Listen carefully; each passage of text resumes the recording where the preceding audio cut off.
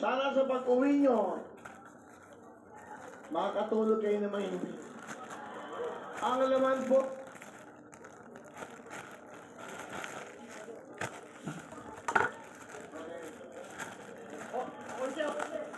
onse daw. Oh, na-onse nyo ako dito, ha? Tingnan natin. Gusto ko makita mga luha nyo. Gusto ko yung bagsak nila mamaya.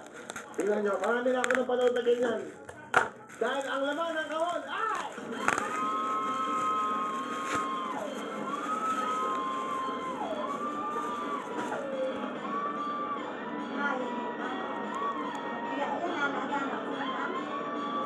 Maduduho naman eh. Bukya lang.